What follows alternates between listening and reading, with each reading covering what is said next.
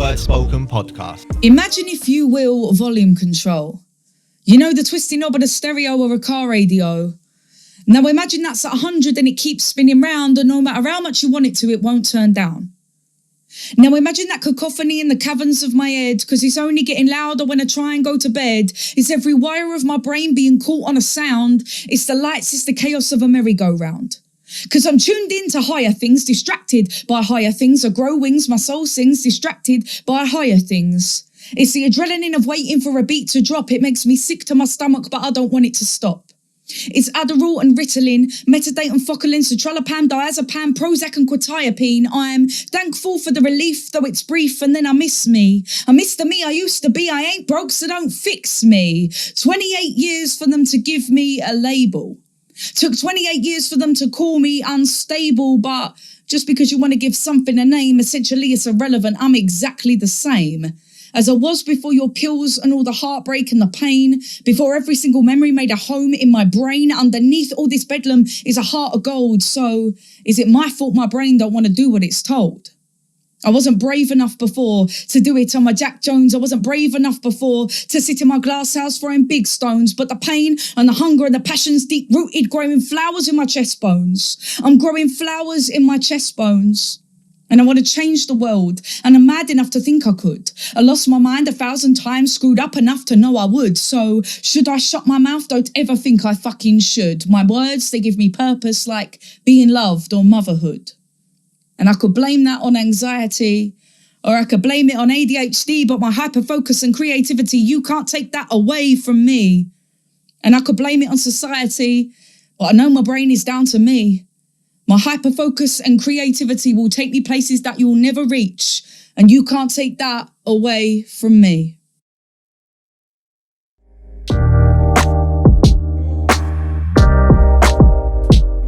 So there we go. That was the wonderful Emy P with a piece entitled Volume Control. Emy P, thank you very much for coming on to Word Spoken. No problem. Happy to be here. How are you doing? Are you doing well? I am doing well, yeah.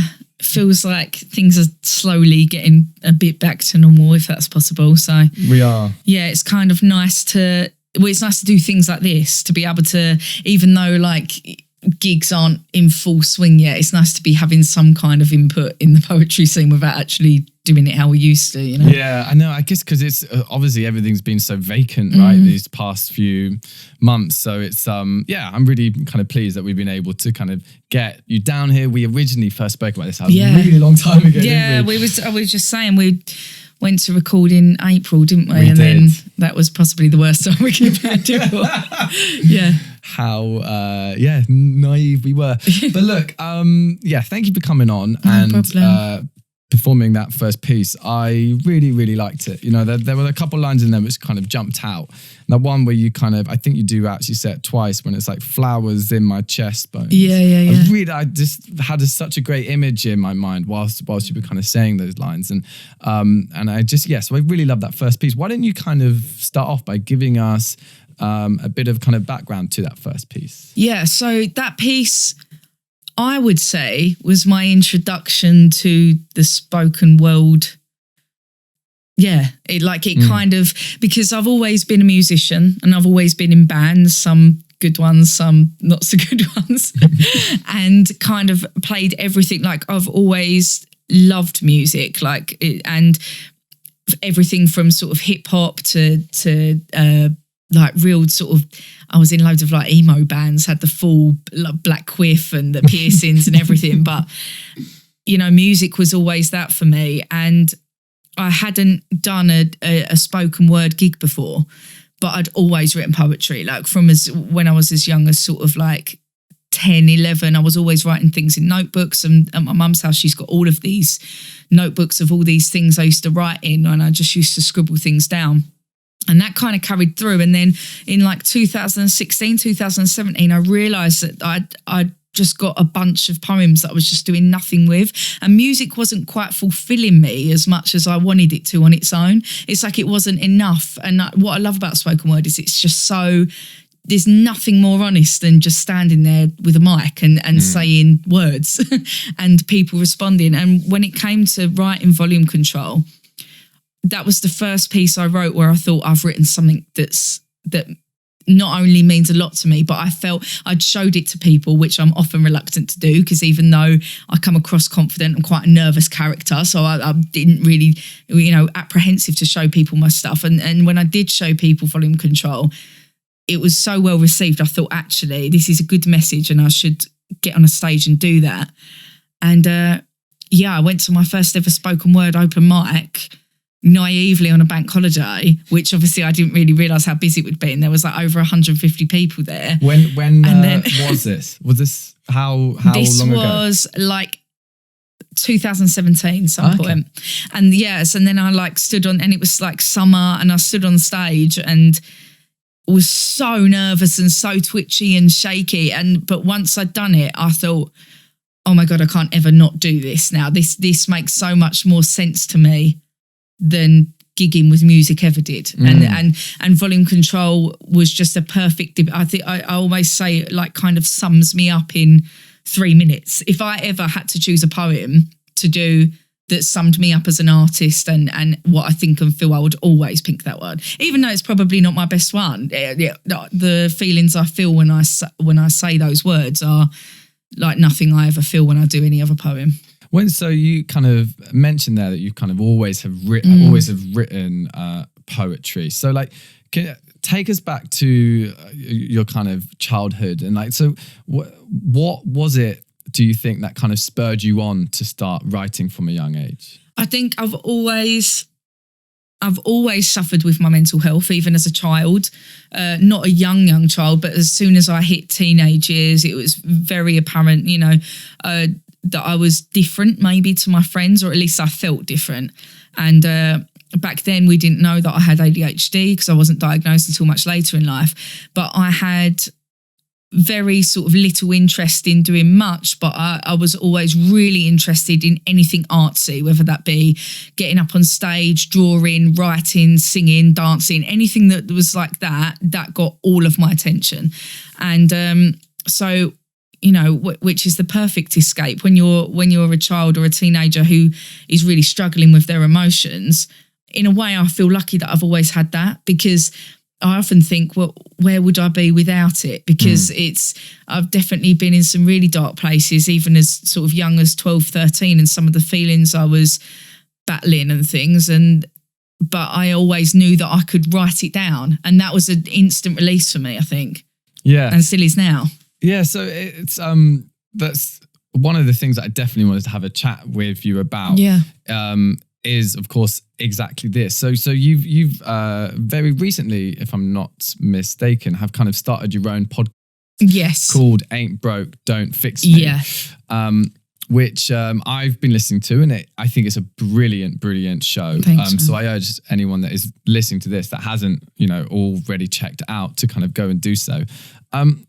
Why don't you kind of give us a bit of context as to when and why you started this podcast? Okay, so it's weird because the idea of doing a podcast was just never in my head, ever. Like, it never even crossed my mind. Even though I love listening to podcasts, I didn't know, especially on we was talking about this just before, on a technical basis. I'm always like, I'm the arts person, but I always give it to someone to put together or fix. And I'd no equipment, but as soon as we went into lockdown, because I kind of do work-wise, I do a bit of everything. I teach children music, and I gig, and I'm a musician, and I work in a school, and all of these things, and all of those things just stopped. And I really struggled with that feeling of, I felt like I had like a lack of purpose. Like, what am I doing? Because that's all I know. And that's, especially as I've always used that as like a kind of healing tool. Well, now that's all gone. Now what? So I guess that the podcast, I thought, well, that's a way of still me chatting about the things that I'm passionate about. Me still, because I often talk at ADHD seminars, and there's a fantastic company called Nutritious Minds that are a charity that support children and adolescents with ADHD and autism and mental health problems through nutrition and giving them funding and things like that they might need. And they asked me to be an ambassador, and I always go to those events and talk about ADHD and what my experiences were like. So I'm kind of just doing that, but on a mic. That's kind of what the podcast is. And then I was like, okay, it can't just be me talking every episode. Yeah. So, kind of pretty much every episode so far I've had a guest, bar a couple, and just inviting people on who have either got ADHD or autism or depression or anxiety or anything under that umbrella of neurodiversity or mental health. But the people who are using that and transforming it into something else, because actually ADHD gets such a bad rep of being this a behavioural condition, and quite often it's seen as such a negative thing. And whilst ADHD has played, some real negative parts in my life, it's also enabled me to do some fantastic things, which I don't think I would have done had I not have ADHD, because actually my impulsive behaviour and that self-confidence when I'm put in situations where a mic is put in front of me gave me the confidence I didn't have otherwise. Yeah. So I think in many ways people need to know that, and that's what the podcast is about. No, and I think the podcast does that in a really, really great way. It's a very good listen. You get some really good guests on. Yeah. One of the things whilst I was kind of listening to the show, and you've briefly mentioned it here as well, is the kind of state of hyper focus, which you can often find yourself in, and people that suffer from ADHD also kind of do. So in your case, your kind of hyper focus subject is music and spoken word, right? Is that right? Yeah, and I would say, just because I can't even say that even though I do write constantly, I don't consider myself like a writer, because most of the time it's just scribbles and ideas. But actually those scribbles and ideas do amount to something in the end. But yeah, that has always been my hyper-focus. And by hyper-focus, because a lot of time people say, oh yeah, I'm really interested in something. But I'm like, with having ADHD, a hyperfocus is literally, there could be a bomb going off outside and nothing can physically stop me in that moment, which sometimes is really infuriating for the people around me. Like my partner often goes, oh, for God's sake, because like I'll think of an idea at 11:10 and I start work at 11:30, say. And she's like, well, you can't be starting that now. You start work in 20 minutes. But I've got all these thoughts racing, and I'll find myself still in bed at 25 past, and then, shit, I'm late for work. How did that happen? Well, it's obvious why it happened. But in that moment, there's no logic of, well, there isn't enough time to do that. We'll have to come back to that later. And it's that fixation on something and not being able to come away from it until you've done what you needed to do. Yeah, I think it's something which, often people can kind of naively think that, oh yeah, I know hyperfocus. I've once really kind of focused on something, but it's kind of great to hear what that is like from someone that suffers from that. But also what I find quite interesting is,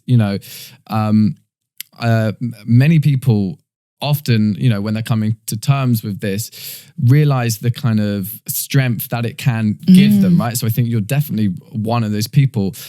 Also, do you know the rapper Loyal Kana as well, right? Amazing so guy. He's like often talked about this, and he kind of feels it's like a superpower, right? Yeah.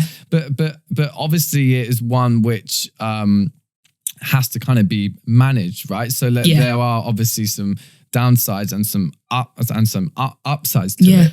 So where do you feel that kind of what can sway the balance there? So say someone's been diagnosed with this, and they're kind of unaware of the things they might need to do in order to kind of make the most out of the kind of perceived downsides, like hyper focus. What are the kind of steps involved into kind of realizing the kind of genuine potential of someone who suffers from I would say ADHD? it's exactly that. It's tapping into the potential of what that can do for you, because for so long my self-esteem was and still is really low, because for so long I always thought, because, you know, especially in like something like a school setting or college, or when you're in an appointment and you seem distracted, or someone you care about is telling you something important and it comes across like you don't care or often check in with them, that's 99% of the time not the case. And I'm terrible with, like, you know, my friends might be going through something really difficult and they might tell me, and then I might forget to check up on them. And it's not because I don't care, it's because something has literally taken over me. And I think that's, you know, unless it's, and I don't take well to hints either. So even if someone's like, you know, really hinting that they need me, it's completely got over my head as well. But it's tapping into the thing that you are, it's using it for good. So in so many ways, like when I think, you know, like I said, I work with children, and I work for this theatre company called Youth Creation, and it's all of my friends are artists and dancers and actors and singers, and we put this company together and we put on this big show, and we do that every year. And obviously it hasn't happened this year, but each year we do a show with like 100 people in this show, and we write a show in a really small condensed amount of time and put it out. And I can forget all of my notes for every meeting for this. I will, you know, I might have one job to do, which might be, oh, you've got to put this mic on this person at this part in the show, and guaranteed every time I will forget it. So in many ways, that's awful. However, when it comes to the writing process, my friend might say, oh, okay, we need a song that is about, I don't know, that is about school life, and it needs to be kind of hip hop, but acoustic, and we need it in by tomorrow, say. And if that's something that I'm like, oh my God, I can do that, I will literally get it done in like a minute and a half. And then I'll send it to her and she's like, Jesus Christ, like, how have you managed to send that to me? And that's, in some ways, with work especially, it's kind of helped me to flourish in loads of different ways. So I think it's all about using it in times where you feel like this is my time to shine, rather than when you're 5 minutes late for work. So at what age were you self-diagnosed? So it's such a weird journey. My first signs of having some kind of either mental health or neurodiverse issue was when I was 15 years old. Signs were showing when I was about 13 and 14. And I went to the doctors, and my mum took me to the GP, and they, you know, offered me different counselling things, but they said it could be hormonal, you know, if she's going through puberty and all of these things. So it kind of got swept away. And because I necessarily wasn't, you know, I was badly behaved, but I wasn't like uncontrollable. Yeah. Yeah. So these things were all low level at this point. It was forgetting my schoolwork, which, you know, a lot of kids do. I was always late for things. I was really, really emotional, really low self-esteem, really scatty, and so easily distracted in class that I would often sort of get up out of my seat and walk around and start chatting to other people. But, you know, nothing that could be considered really naughty. So for years, it just kind of got swept away. But then when I went to college and university, I'd do something for 2 weeks and then drop out, or I'd constantly lose jobs. And it was affecting every area of my life, where it was almost like, hang on, something isn't right here. I'd start a job 2 weeks, I'd lose it. And I wouldn't know why, because that was just my normal behaviour. Or I'd quickly lose interest and move on to something else, and that was enough to get me sacked. And, you know, I was making all of these terrible decisions and impulsive decisions that were costing me relationships, jobs, you know, education, all of these things. And it wasn't until sort of when I was in my 20s that I was like, for me, I was like, this is what this is, because I was just slowly starting to read things online. Right. And I was like, hang on, that's me. But there was such a lack of knowledge around it. And my mum and dad just didn't know really what ADHD was back then. And, you know, they knew that there was something different with me and problems with me that they struggled with, but they couldn't pinpoint what it was. And I wasn't diagnosed until I was 27, 28. Yeah. I mean, it's mad now thinking of it. Is that because obviously, you know, when you kind of talk about the effects that this can have on kids, what it kind of boils down to is those types of things, right? You're kind of late for school, or your homework's left at home, whatever, which, you know, obviously can make school much harder for kids. But in the grand scheme of like how your life is then affected, it kind of isn't so serious yet, because you are kind of still a kid. Yeah. But as you move into adulthood, right, and you're talking about going at it relationships alone, and jobs, if it's still something which kind of you don't have access to kind of help with, then it actually really is playing a massive negative role in your life, right? It can genuinely affect everything. And that's because it kind of went, you know, it wasn't diagnosed at an earlier stage. So is there nowadays for kids in school, do you feel there is enough kind of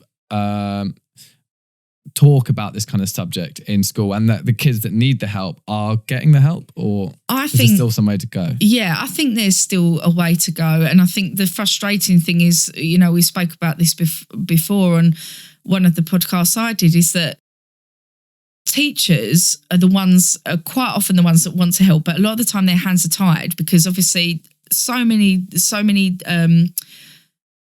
funding things are being cut, for like government funding cuts are constant, and a lot of the area where the cuts are happening is the special needs and the special educational needs. And when like there just simply isn't enough money or enough resources to help every child with ADHD.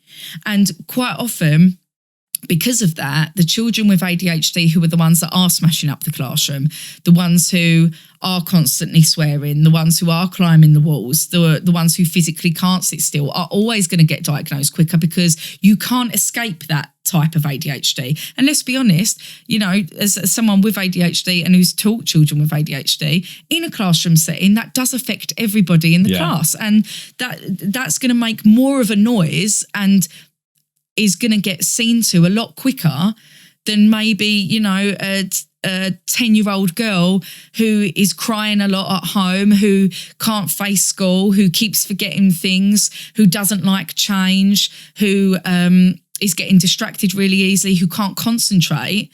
Well, they're things that, you know, on a smaller level, you can say, well, quite a lot of people have got those things. But when it's collectively all together, it affects every aspect of your life. Like even coming to here today, there is never a moment in my life where it isn't absolute chaos. And, you know, on face value, you know, sometimes I could look back and laugh at that. But me driving to here and I went and stopped and got a drink, and then I left my keys in the place, and then I had to drive back and get my keys from that place, and then it started raining, and then I would like dropping things on the floor, and when in the midst of dropping things on the floor, I was like, oh, my tablets, I haven't taken those today. Do you know what I mean? And it's constant everywhere you go, and it's, you know, it's lucky I was here on time. You're like, over here at all. You absolutely smashed it on that front. Look, well, and I'm really, really glad that you did make it down. So look, tell us a little bit about the second piece that you're going to perform for us, and we're going to hear some beautiful music alongside this as well. So it's called Waves. Give us the kind of context to this piece. Okay, so this piece is loosely based on addiction. I don't consider myself, because, you know, a lot of the time after I play this, I think people think that I'm an alcoholic, but that's not the case. But I have often struggled with, you know, patterns of addiction. And actually, I think that's common for a lot of us, because I think like addiction is, we're all on some kind of spectrum of addiction, whether it's kind of our phones, social media, it could be buying a lot of stuff, food, overeating, you know, all of those stuff, that the other sides of addiction that people don't think of. And it's so easy to turn to the things that are bad for us to make us feel temporarily good. And I was in a particularly crappy mood one day and was just doing all of the things that I shouldn't, eating shit food, drinking a lot of alcohol, and feeling really crap about myself. But temporarily that made me feel a bit better. And yeah, this piece is about that. Great. Well, look, this is a lovely, lovely piece. I'm so pleased we've been able to kind of get you down and to play some beautiful tunes for us. This is the first time that we're going to have someone play a live instrument on the podcast. So look, I'm very much excited about it. Let's jump in and hear it. So this is Emy P with Waves.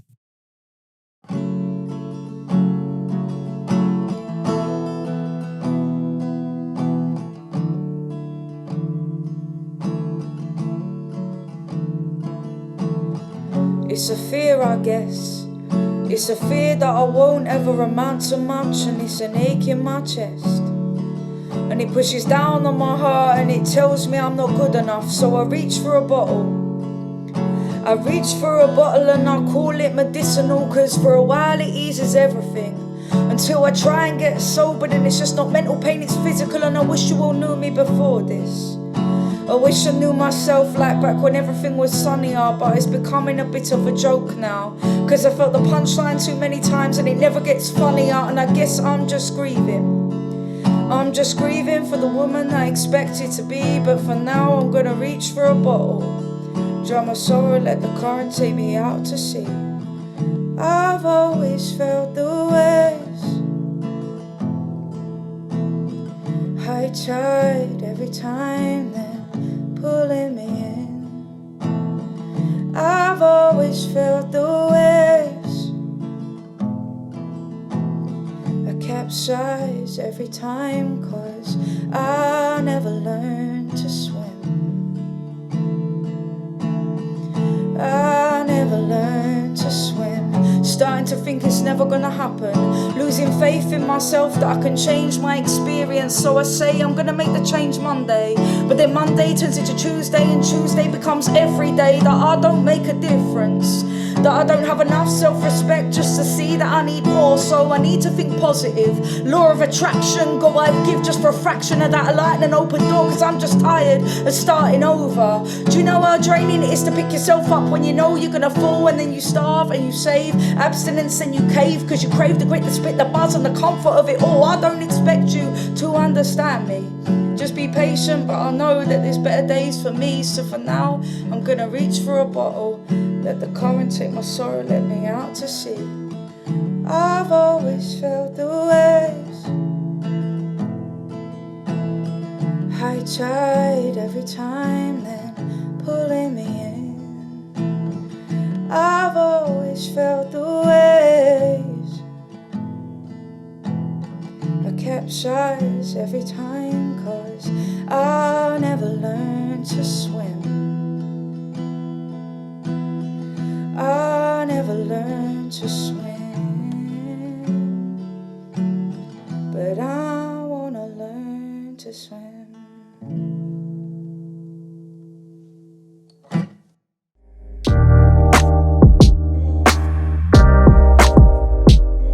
Wow, Emy P. Thank you. That was beautiful. I'm so glad we've had someone kind of come on and bring their live musical talents to Word Spoken. That was a really, really great piece. Thank you.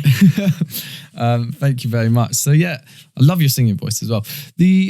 Now I want to have a little chat about, so we kind of mentioned obviously around 3 years ago is when you got into spoken word. You know, you turned those pieces which you had written for so long into kind of a live thing. Yeah.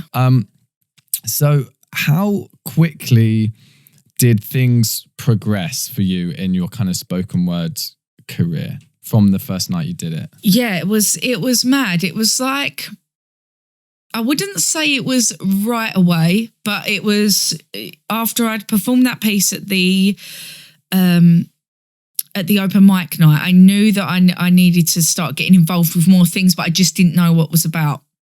And one of my friends, Tash Thomas, she was saying to me, you know, oh, I know this place and you should try this place. And I was heading down to all these different things. And I realised really quickly that, you know, it's such a beautiful setting to be in. And I very quickly made friends on the scene. I very quickly sort of was thrown into this world of of talent that I'd never really experienced before. Because, I'd performed gigs, but 9 times out of 10, that was me. 1 minute, I might be on stage with my band and, performing at a big festival and it's all really exciting. But next minute, I'm performing in a pub to 2 people. And that's very much what music is like and being in a band. It's constant and a lot of the time, you've got an unappreciative crowd. If that's not someone's scene or that's not their type of music, they won't show much love.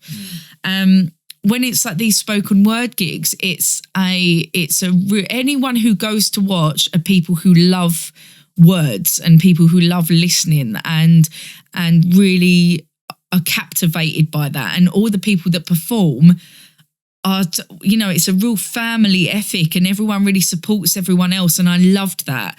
And so, the people I met along the way kind of were then like, oh, you should come and do this. And that's what happened for a few months. And then probably last year was the most exciting year, I would say, because all of a sudden it just started to make sense. Like I recorded a couple of pieces, and the videos went out, and literally over the space of a couple of days, like on YouTube, they'd got like sort of 10 to 12,000 hits. And I thought, oh, okay, maybe I'm onto something. And I realised that it was a lot of people, especially with the mental health stuff, were like, okay, this really resonates with me. So they're then sharing it with a friend and, oh, as someone with ADHD, share that with them. And it was really very quickly moving around. And then off the back of that, I then became the ambassador of that charity. And then off the back of that, I did a performance, and there was, I don't know if you know him, but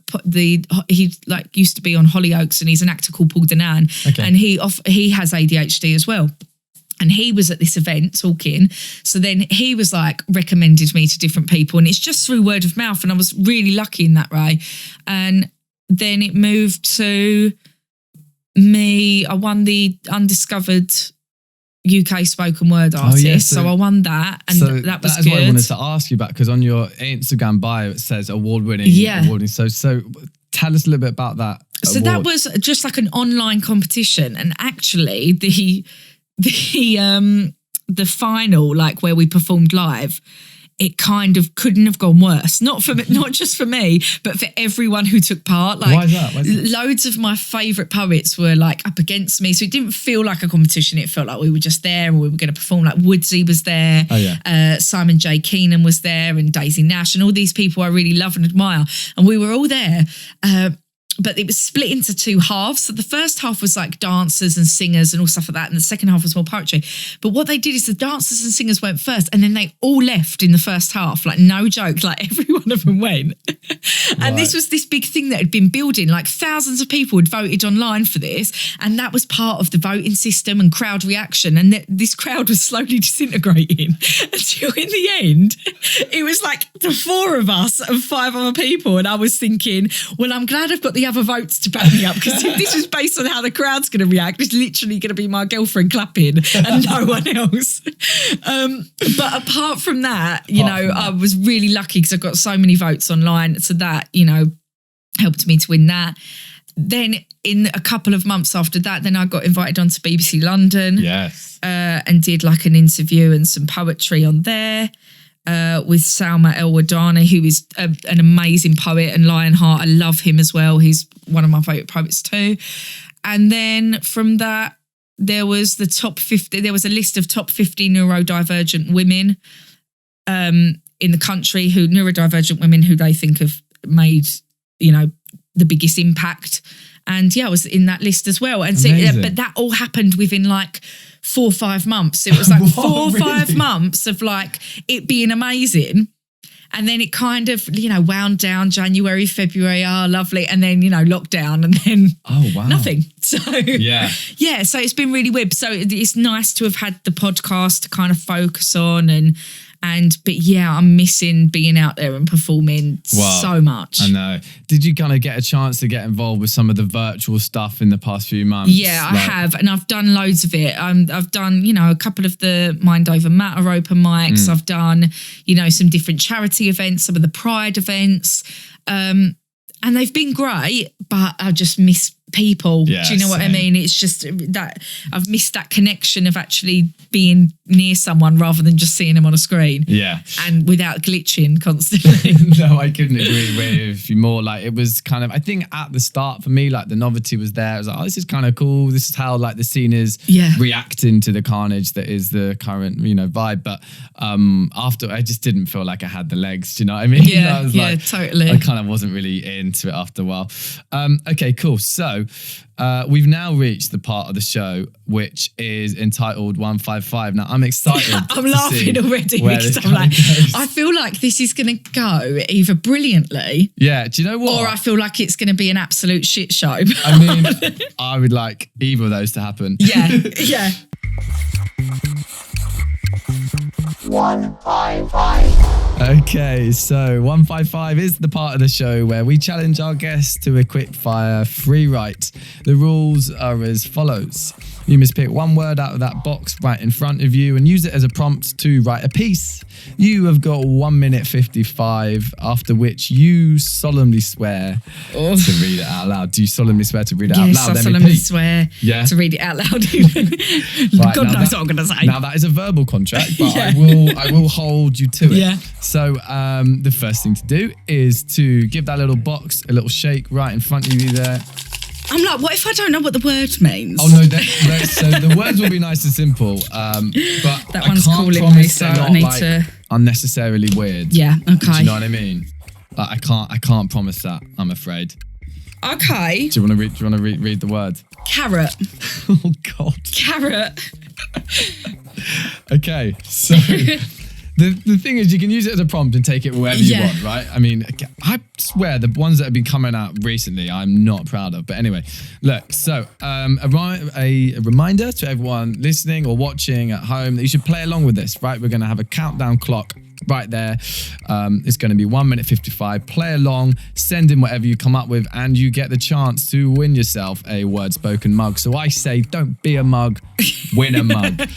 Right, okay, cool. So Emy P, are you ready with the word carrot? Yeah, I'm go on then. excited to see what comes out here. So let's play 155. 155. And we're off. Okay, so we've got Emy P down in the studio, and we've got a prompt of the word carrot. Now, I normally give a little fact about the thing, whatever the thing is, and I'm trying to get out my little thing which does that for me, and I'm not being able to. So instead, we're just going to have a little chat about carrots. Now, where would you take this if you were doing this? We're talking like Bugs Bunny. He often gets involved in carrots. It's healthy. It's a vegetable. Many different ways this could go. And I'm excited to see what we kind of come up with here. Obviously, having heard these first two pieces, we know that Emy can sing very well. Will that be incorporated? Who knows? You've got to try and blank me out, by the way. I just blabber around for this bit. We are roughly halfway, Emy P. I'm excited. So this is obviously, if you're going to send in whatever your piece is, I've just got to trust you in this, right? You've just got to do it in 1 minute 55. Okay, if you take 2 minutes, that's all right. But just send it in and you can get yourself your very own word spoken mug. And I'm excited to kind of see, I've been really enjoying the pieces that people have been sending in. And carrot's a weird one, I will admit. So we're getting pretty close here, Emy. The time goes remarkably quickly for this. We're getting about very close, as I always say, to the 10-second countdown. I'll give you a little minute to collect your thoughts after the countdown comes. 10, 9, Written a lot. Yeah, I'm done. Put your pens down. Wow, I'm so impressed at the number of words on that page. Okay, cool. So what we're going to do is I will give you time just to kind of read it in your head. Okay, yeah. If there's any bits which you want to get the flow right. You're feeling ready? This could be like my new piece that I do on stage when I go back after lockdown. Do you know what I mean? I've written a really cool poem about carrots. Okay, cool. So you're feeling Oh confident? my You're feeling God. ready? Yeah, okay, yeah. Yeah? Sure. Okay, cool. So this is Emy P with the 155 challenge with the word carrot. Okay, here we go. Carrots, in my view, the worst veg ever. Watery, basic, I could just never write a poem about a carrot or a verse just to show my love. I do a carrot rap, but I'm too white and I'm not cool enough. I'm a vegetarian writing about vegetables, ain't that great? But here's my bars about a vegetable I hate. That was exceptional for there. Wow. Fire in the booth. It's like Radio 1 Hilarious. Extra. We need to get those sound effects in. You know, that glass smashing. Perfect. Oh, wow. Yeah. Look, can I just, I'm just going to show this to the camera. There's not a single scribble on that. You literally wrote that and just said, Maybe it's because I hate carrots so much. It's like a passion. Do you know what? flew out of you. You've written a whole page and not corrected or gone over anything. That's proper impressive. Yeah, I'm actually mildly impressed with that as well. Oh, yeah. You're feeling good about that one. I might take a picture and frame it. Honestly, very impressed. But just to remind everyone, I mean, it's going to be tricky to beat that, but you don't have to. You're competing against other listeners, so send in whatever you get, and I'll ping you a Word Spoken mug. Wow, thank you, Emy P, for playing that. Very, very impressed. So, look, one of the, obviously, we've heard you play some music, and you play it beautifully. So I wanted to chat a little bit about your kind of career in music. So you said you have been in a number of bands and stuff. So what kind of music do you guys put out, or do you on your own put out? So I was in, my first taste of music was I was in a band when I was 15, and we were like an all-girl punk pop band. And we were really fucking cool. No, I don't think we were, but we thought we were. And we won like a local Battle of the Bands thing. And it was like a really big deal when I was 15, but that ship sailed pretty quickly. But I literally only sang for that band because I like singing, but I'm not amazing at it. Like I know quite a lot theoretically about singing and music and things like that. But when it comes to singing, I've not got like a massive range, and it's not like my dream to sing. But singing for a band I was good at because I liked being like a show person. I liked being at the front and being the front woman and getting all the attention and lapping it up. So I loved that. But I loved music. So I'm kind of one of those people, like I play a bunch of instruments, but none of them that well. Do you know what I mean? Like guitar is something I go to and I'm good at, but I could never play like a incredible guitar solo. Like I just know the things that I need to. What else is on the list then? A bit of piano, guitar and piano. I play bass, ukulele. I don't know if you can count that, and a bit of drums. Okay. So like I can play a bit of everything, but enough to record a basic track by myself. So that was enough. And then I just gigged for years, just acoustically, just me and a guitar singing.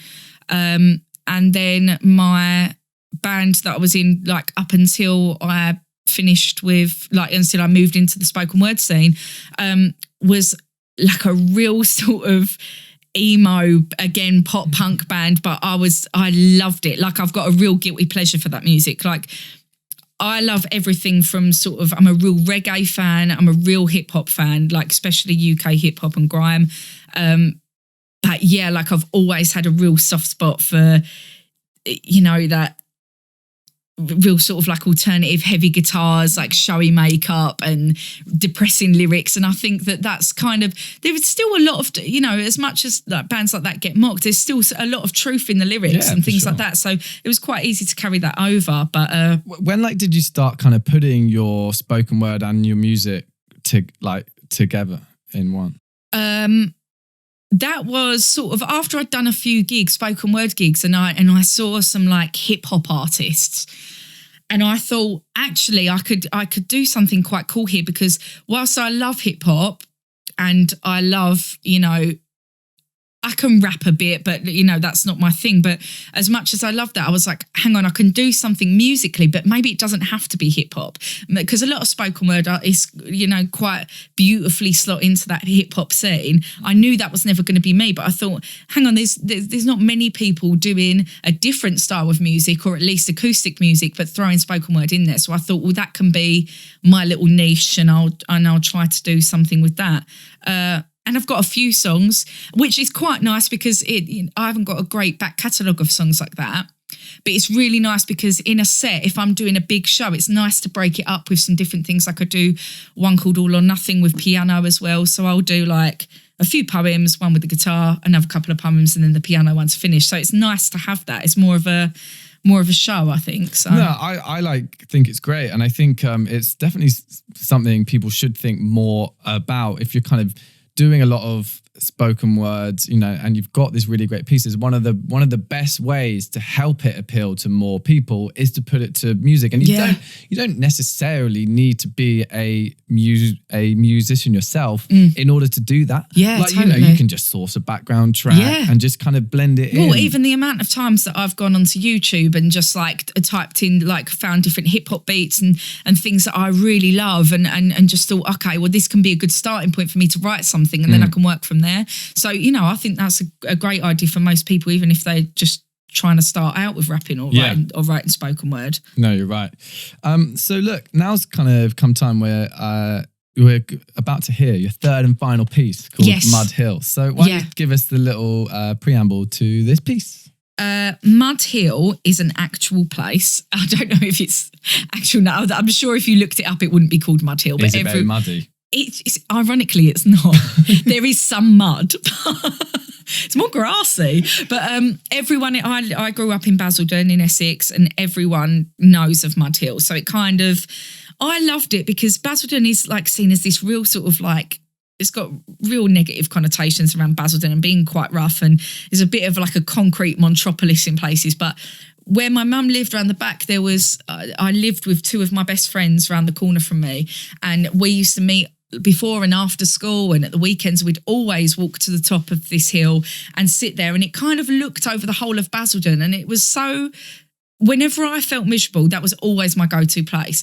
And like being 18 years old and you want to go out but you can't really go anywhere, like, and we'd go up to the hill, I'd take my guitar with me, we'd get stoned and we'd listen to music, and we would literally stay out till 6-7 in the morning and then roll back home. And those were the best nights of my life. And sometimes now I go, because I'm still friends with those people, especially one boy, Rob, and I always say to him, God, don't you wish that we could go and do that? And sometimes we still do. Sometimes we'll just go and walk up there, and it just reminds me of being that age, loving sort of those emo bands, those pop punk bands, and wearing band t-shirts, thick eyeliner, and walking up to Mud Hill with my guitar with my best mate. And that's just the fondest memories, and that's what this poem's about. Amazing. Well, look, I cannot wait for people to hear it. Again, I just love this piece. I love your delivery. I love the kind of lyricism, and it clearly sums up exactly what you've just spoken about really very nicely. So let's jump on and hear it. This is the wonderful Emy P with Mud Hill. My teenage years look a lot like Mud Hill. I don't know why we called it that. It was so much more than mud. That place holds every memory. It's seen my tears, my sweat, my blood. We kissed each other's girlfriends and we blindly called it love, taking each other's clothes off and drinking Strongbow out of mugs. Collecting change to top up our phones because a conversation don't come for free, and to let my mum know I ain't dead in a ditch, a text is 20 fucking p, and it's £2 for a box of 10. It's thieving household lighters, lying to our parents so that we could pull all-nighters, bars and verses spilling out every one of us songwriters, gnat bites, wet legs from the grass and pockets full of spiders. But we knew how to ruin a good thing, and we took it a step too far. Doing things we shouldn't in the back of some bloke's car, and we were underage, but that didn't stop him kissing her. Hands in other places, and in my adult brain, that's sinister.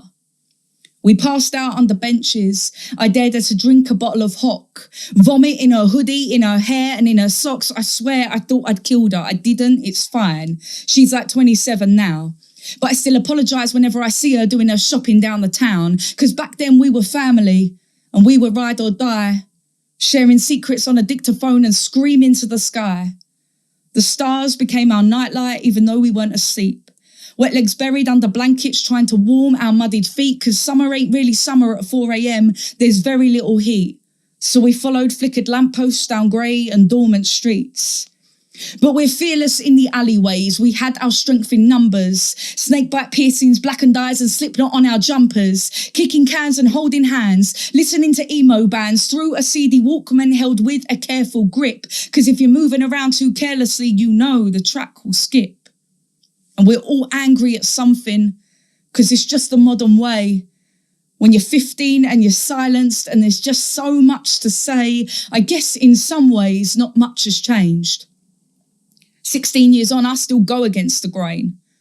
It's embellished in the clothes I wear, in my reckless mind instilled. We'll be fighting for something until life pulls the plug, together forever on Mud Hill.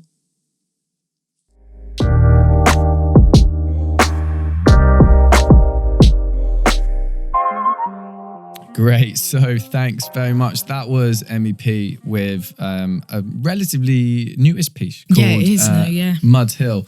And I think you really paint that picture so well, you know, and obviously that's something which so many of us can like relate to, those kind of teenage years and those places which we have really fond memories in where you kind of grow and learn. And yeah, I think you paint that picture really, really well. One of the other things I particularly like about that piece is your kind of cadence is so rhythmic and like, I don't know, it's really pleasing to the ear. Do you know what I mean? Like you've really thought about how the kind of flow is going to come out on that one. So yeah, thank you very much.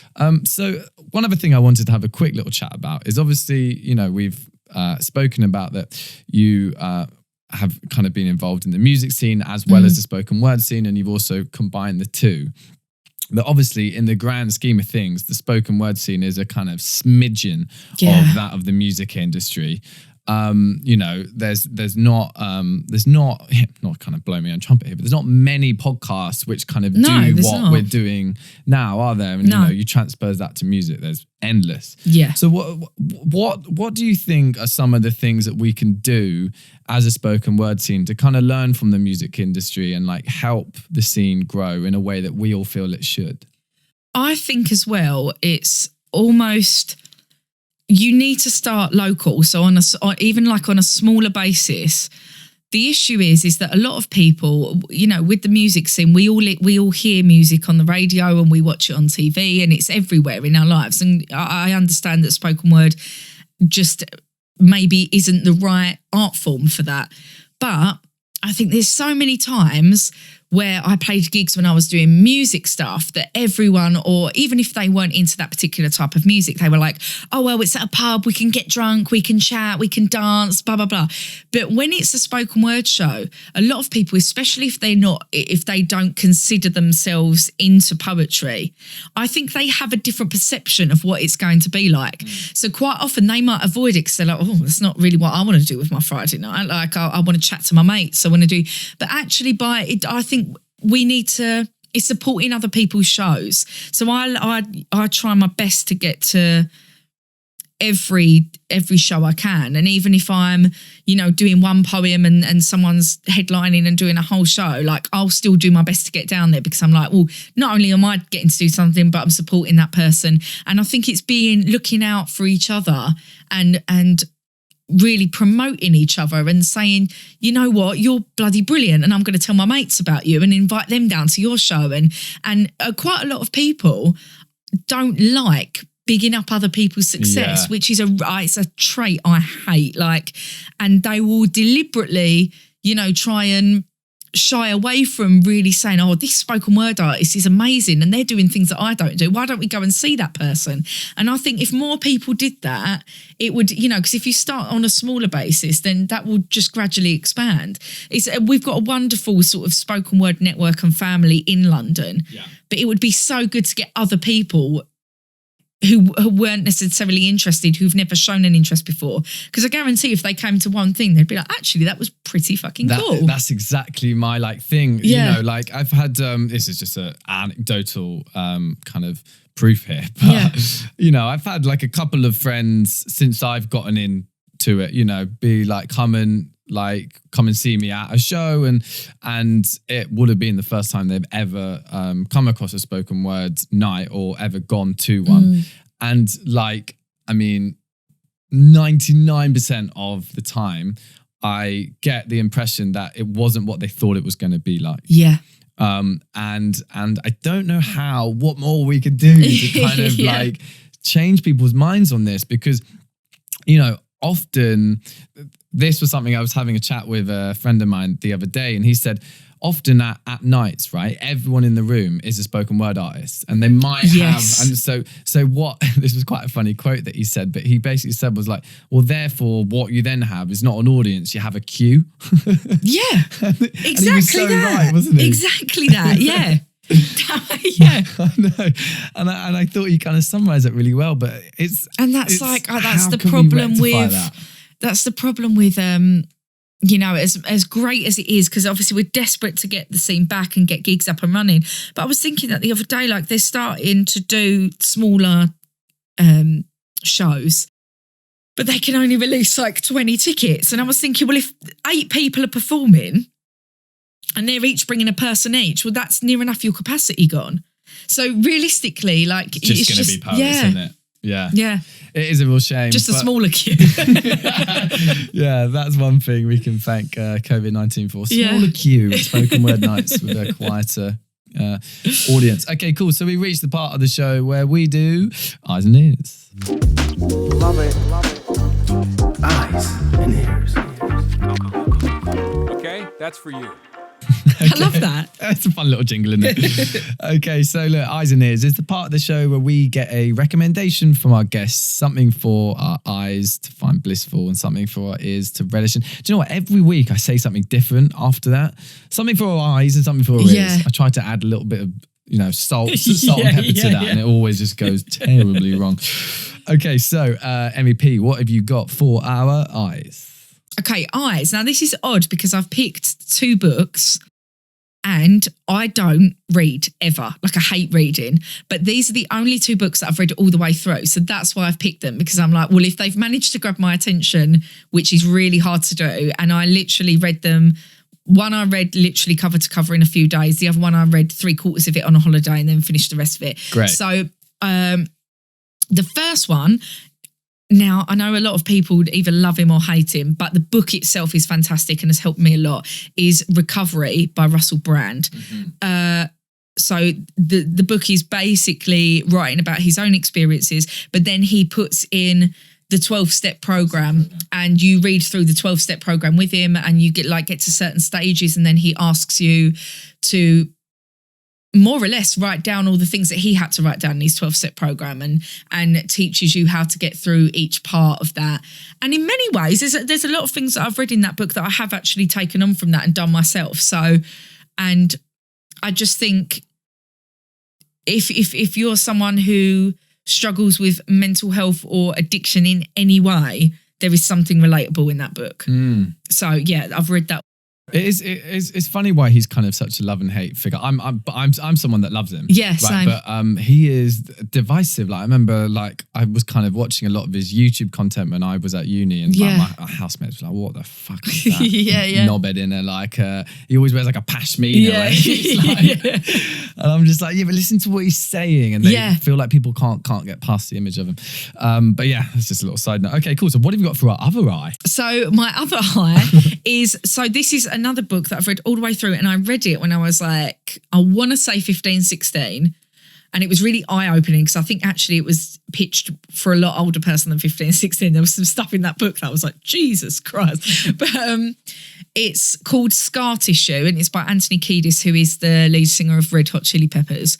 But he's just got this he's lived this mad life of just, you know, sex, drugs and rock and roll, basically. And his stories from being as young as 8 years old and going on tour and with his dad and taking cocaine at 8 years old and things like that. Yeah, like, it's astonishing.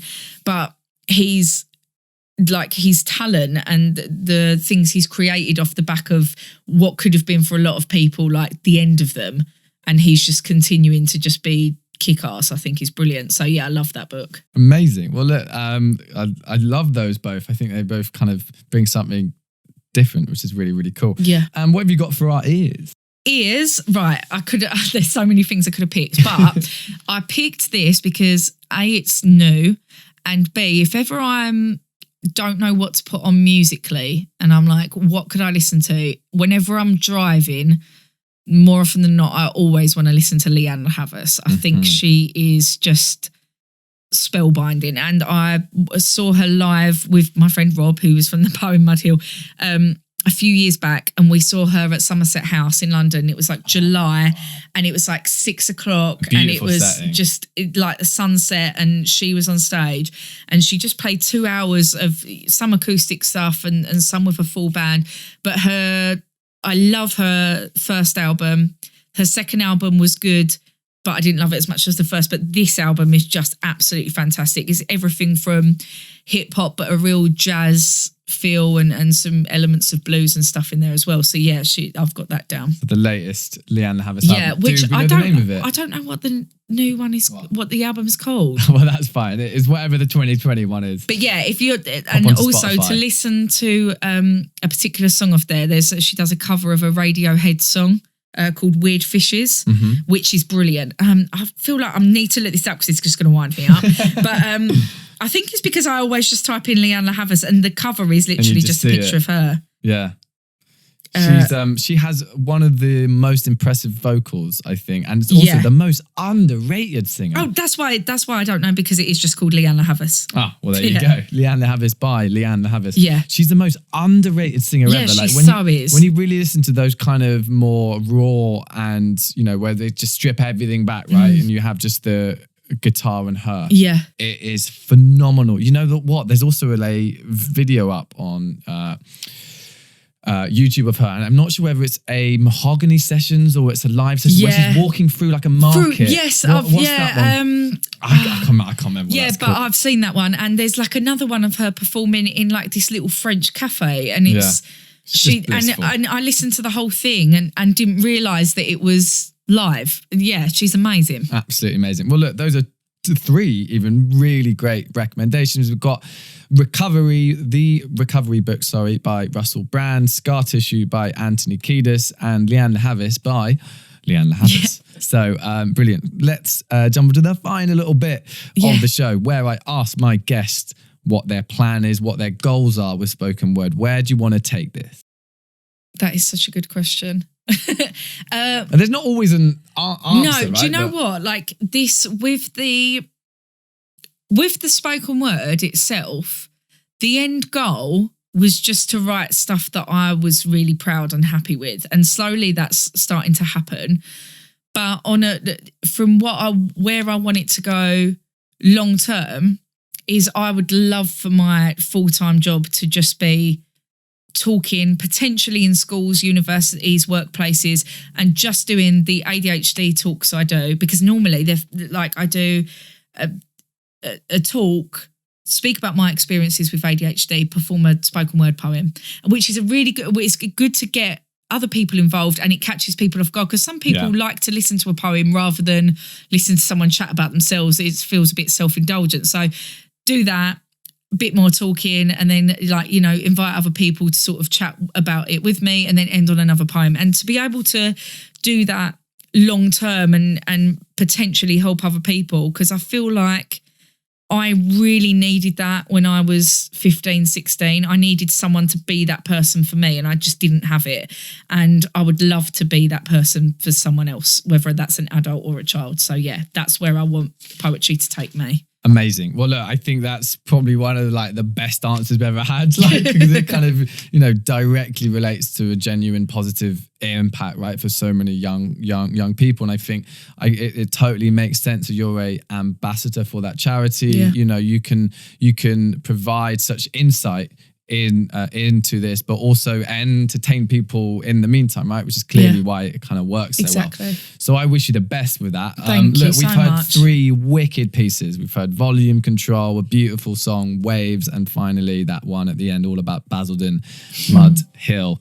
Emy P, it's been an absolute pleasure. Thank you so much. I feel like I've learned a lot. I genuinely do. Oh, good. I'm glad. And also, I've just really enjoyed it. Yeah, I have. It's been easy. Do you know what I mean? This is easy, Do you ever have it on my podcast? Sometimes I'm like, sometimes I'll talk and I'm like, oh God, maybe I'm talking too much. And then I came on here and I was like, oh, it's not even my podcast. I'm definitely talking too much. No, but this has been fun. Not at all. It's been an absolute pleasure. Remind people where they can find you on Instagram. Yeah, so on Instagram, Facebook and Twitter, it's at Emy P Mate, EMYPMATE, because my mum hates me talking like that because I'm from Essex. Emy P Mate. And the podcast is Ain't Broke, Don't Fix It, available out on all platforms. Yeah, Spotify, iTunes and Podbean. People go and grab those things. So, wicked. Thank you very much. Thank you so much. much. Thank you, Emy P. We'll see you all next week. Bye.